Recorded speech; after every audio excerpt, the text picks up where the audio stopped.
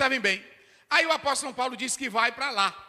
Mas quando eu li um teólogo que disse que Paulo estava temeroso. Olha como é lindo isso. Agora escutem essa. Olha como é lindo isso aqui. Olha como é lindo. Vamos lá, pastor Wagner. É o verso 6. Leia aí, o 6. E quanto àqueles que parecia ser alguma coisa, quais tenham sido noutro tempo, não se me dá. Deus não aceita a aparência do homem. Muito bem, o que acontece? A gente pensa que Paulo está desprezando. Ele está projetando ir a Jerusalém, mas ele sabe que lá tem pessoas, tem homens que têm influência. Olha para cá, quem gosta de desprezar a liderança. Ele disse assim, eu sei que lá tem os homens, qual foi a palavra que ele usou aí? No verso 6, para os homens que estavam lá? Pareciam ser alguma coisa. Pareciam ser alguma coisa. Tem outras traduções. De maior influência. Por isso que eu coloquei aqui. Por que ele está colocando homens de maior influência? Ele estava colocando esses apóstolos não como astros. Eles estavam colocando não como líderes no sentido mundano. Mas ele estava dizendo homens que Deus escolheu. Homens que são dignos de estar ali. E ele queria, Paulo, alguns teólogos dizem que ele estava temendo alguns idolatrarem esses homens. Mas Paulo sabia que eles eram os maiores. Por que ele sabia que eles eram os maiores? Vamos lá para o 9. Por que ele sabia que eles eram maiores? E conhecendo Tiago, Cefas... Para aí, agora ele vai nomear. Conhecendo quem? Tiago, Cefas e João. E João, o que ele diz? Que eram considerados como as colunas. Meu Deus do céu, rapaz. Meu Deus do céu. Ele está dizendo, eu tenho que ir lá prestar conta do evangelho que eu prego para os homens de maiores influências. Que esses homens são vistos pela igreja como? Eles sustentam o evangelho.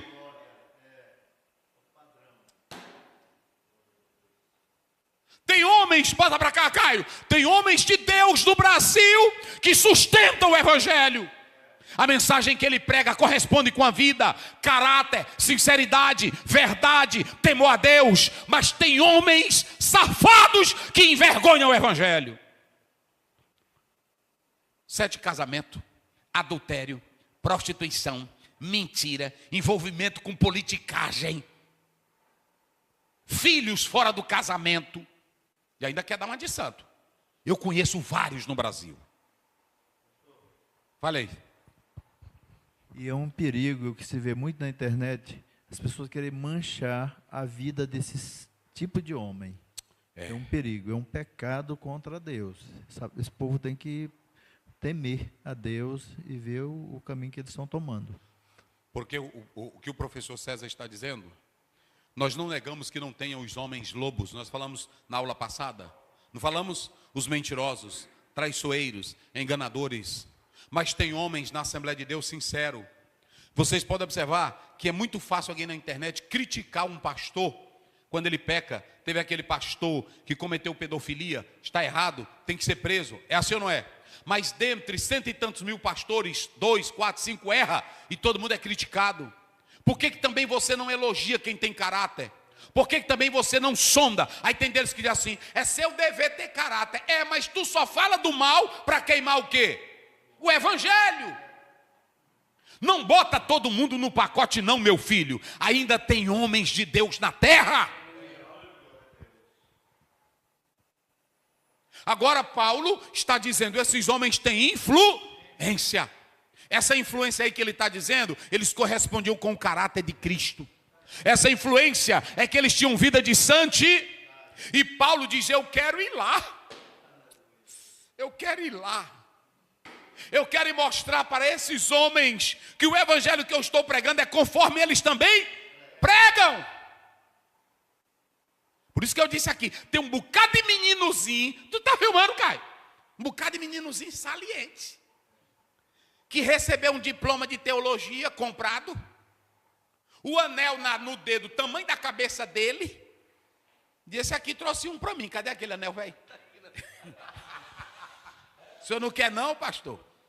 Aí eu disse, rapaz, isso aí até dá dor na coluna, de tanto grande, eu botei, chega o bicho pesa. Vai para cá, Caio. O que te torna homem de Deus não é o teu diploma, meu filho. Não é o anel no teu dedo. Não são as tuas exigências. O que te torna homem de Deus é a tua comunhão com Deus, é a sinceridade, vivendo o evangelho. Oh, glória a Deus, né? Vivendo o evangelho. Vivendo o evangelho. Vivendo o evangelho. Aí Paulo vai. Só que quando Paulo vai para lá, pastores, quando ele vai para lá, ele sabe quem são os homens de grande influência. Ele sabe quem são as colunas. E eu li um teólogo que ele diz que Paulo estava temeroso de como esses homens iam receber ele. E eu vou mostrar na Bíblia. Vai. Eu corri em vão. Vamos lá, no texto. Cadê? Está até aqui, né? Olha aqui. Vai lá. Lê do 6 em diante, vai. E quanto àqueles que pareciam ser alguma coisa, quais tenham sido no outro tempo, não se me dá.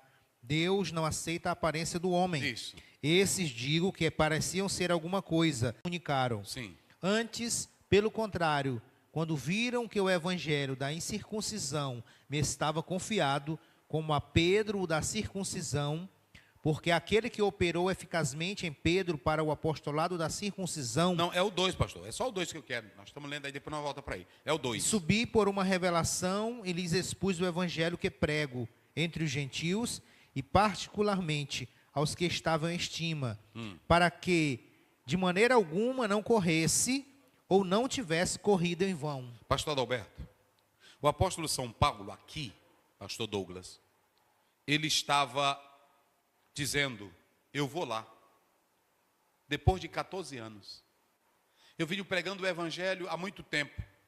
E pelas circunstâncias, tinha uns missionários judaizantes, se opondo a Paulo e dizendo que o evangelho de Paulo não valia nada. Desfazendo tudo o que Paulo pregava.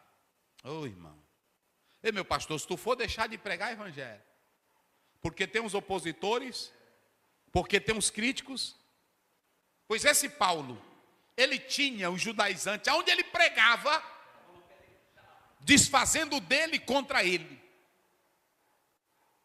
E aí, eles diziam que o evangelho de Paulo era um evangelho barato e mentiroso, porque não tinha a tradição judaica. Não tinha a tradução. Olha, eu coloquei aqui 3 coisas que os judaizantes valorizavam. 1, circuncisão. 2, observância da lei. 3, guardar os dias especiais. Esse evangelho que Paulo prega não tem a circuncisão, não é evangelho. Não exige nada, é um evangelho de graça. Esse evangelho não tem a lei. Esse evangelho não tem Shabat. Esse evangelho não tem... Porque o povo, irmãos, não tem lua nova, não tem comida, não tem cordeiro. Não é evangelho. Aí entrou em Paulo, entrou eu diria um duelo na vida dele. Que ele disse, eu tenho que ir em Jerusalém. Por que ele teve que ir em Jerusalém? Porque ele viu o perigo da ameaça que o evangelho que ele pregava estava sofrendo. E ele viu que poderia colocar em risco todo o projeto. E ele entendia que a base era onde? Meu Deus do céu, diga aos senhores, a base era onde? Aonde foi que tudo começou?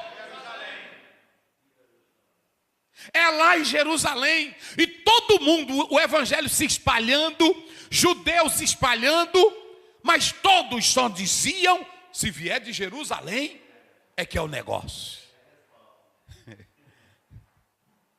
Eita, meu irmão. Rapaz, as coisas de Deus são bem feitinhas, não são? Aí ele disse, eu vou a Jerusalém. Oh, irmãos. E Paulo foi para Jerusalém. Fale. Apesar dos pesares, tem convenção ainda respeitada. Quando diz, eu sou o pastor de tal convenção, até o descrente respeita.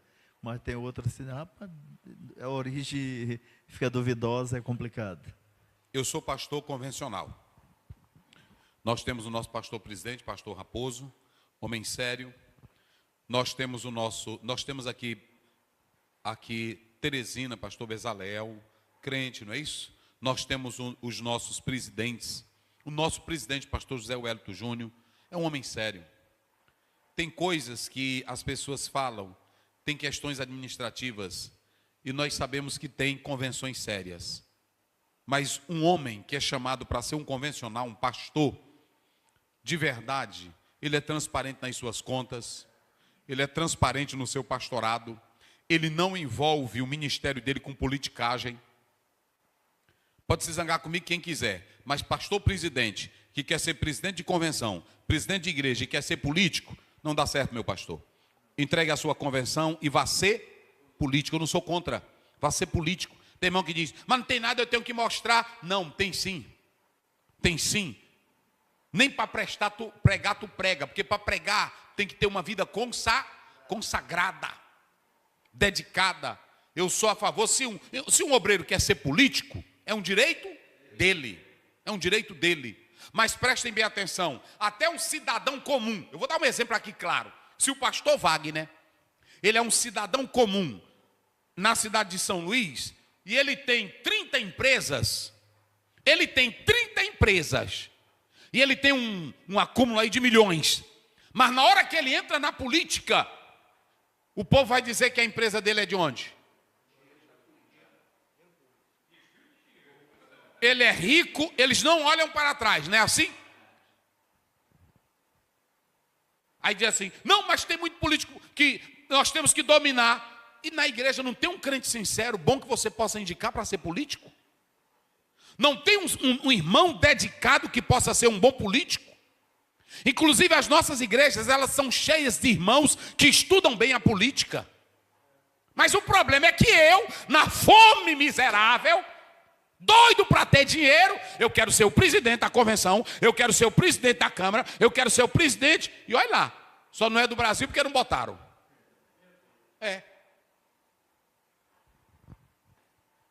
Não, vocês estão mexendo aí com coisa? Vamos mudar, que aí